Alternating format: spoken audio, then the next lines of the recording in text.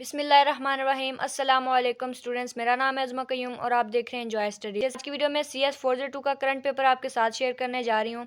सबसे पहला क्वेश्चन है मोरे मशीन। मोरे मशीन से रिलेटेड आगे बहुत से ऑप्शन दिए गए थे और उसमें जो एक करेक्ट ऑप्शन था वो था नो फाइनल स्टेट, यानी कि मोरे मशीन के अंदर फाइनल स्टेट नहीं होती। आउटपुट ऑफ मेले मशीन, ये लॉन्ग क्वेश्चन था कि मिसाल के तौर पे 1001 इस तरह की इनपुट दी गई थी और कह रहे थे टेबल बना के इसकी आउटपुट आप दिखाएं। एक क्वेश्चन था overflow situation is called increment. यहाँ पे ये आपने पूरी स्टेटमेंट याद करनी है, मैंने शॉर्ट फॉर्म में लिख दिया, लेकिन वो पूछ रहे थे कि ओवरफ्लो कंडीशन को क्या कहते हैं। थ्योरम के नाम लिखे हुए थे मुख्तलिफ तरह के, तो आपने एक नज़र सारे थ्योरम के नाम याद कर लेने। उसमें एक गलत थ्योरम का नाम दिया हुआ था और कह रहे थे कि बताएं वो कौन सा है। रेगुलर लैंग्वेज से रिलेटेड एक लॉन्ग क्वेश्चन आया था कि S स्टार और S प्लस लिखा हो तो बताएं कि इनके अंदर कौन सी चीज़ सेम है, और अगर ये एक दूसरे से डिफरेंट है तो वो डिफरेंस क्या है वो भी आपने बताना था। और ये जो है आपके शुरू के लेक्चर्स हैं, जो मतलब फर्स्ट 2 या 3 लेक्चर्स में ये टॉपिक है आपका, तो आपने एक दफ़ा लाजमी देख लेना है। क्वेश्चन नंबर 6 आता है रेगुलर लैंग्वेज। ये आपको मैंने मिसाल के तौर पर बता दिया, लेकिन उन्होंने यहाँ पे दो तरह की वैल्यूज़ दी हुई थी और नीचे बता रहे थे कि ऑप्शन में बताएं कि कौन सा जो इसका आंसर है, ये यूनियन या प्लस करें तो आंसर ठीक है। नेक्स्ट क्वेश्चन नंबर 7 तक कंसीडर TG। पेज नंबर 65 पे आपने ये देख लेना है, वो एक डायग्राम दी हुई थी और वो लॉन्ग क्वेश्चन था, कह रहे थे इसको सॉल्व करें। कॉम्प्लीमेंट से रिलेटेड एक दो क्वेश्चन आए हुए थे। कॉम्प्लीमेंट से ये था कि उन्होंने इवन वैल्यू दी हुई थी और बता रहे थे कि अगर L जो है वो इवन हो तो उसका कॉम्प्लीमेंट क्या होगा।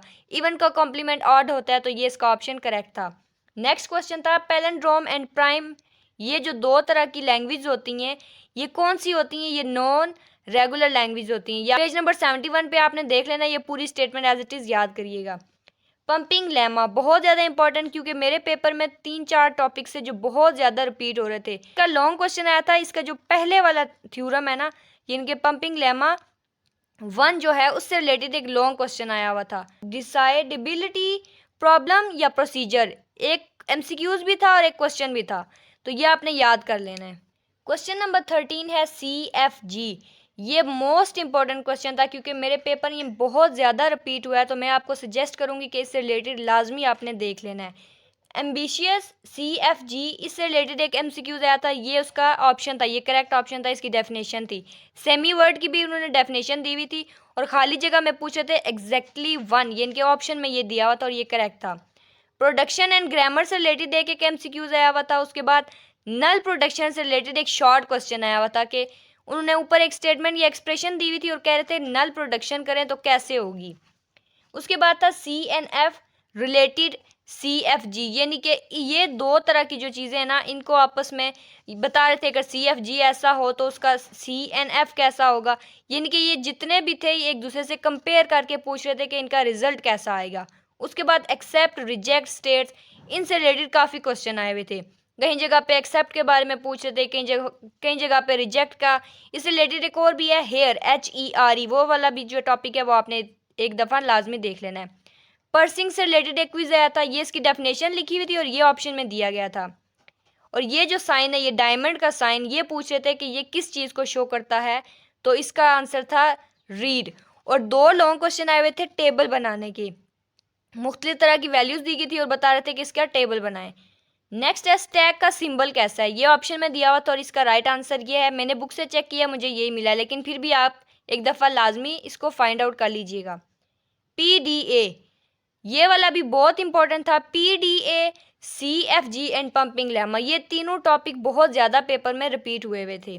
उसके बाद ये जो फॉर्म्स दी गई है ना, इस तरह के क्वेश्चन काफ़ी दिए हुए थे। कई दफ़ा आउटपुट पूछ रहे थे मुख्तलिफ तरह की चीज़ें देकर, लेकिन उनका बेसिक जो था यही इसी तरह के क्वेश्चन दिए हुए थे और इसके बारे में कुछ ना कुछ पूछ रहे थे। नेक्स्ट यहाँ पे पूछ रहे थे जो रेगुलर लैंग्वेज होती है वो किस चीज़ में एक्सप्रेस नहीं हो सकती, तो ये आप लोग एक दफ़ा बुक से फाइंड आउट कर लीजिएगा। कन्वर्जन फॉर्म, ये डेफिनेशन लिखी हुई थी और ये ऑप्शन में दिया हुआ था। उसके बाद रो लैंग्वेज से रिलेटेड भी एक MCQs आया हुआ था।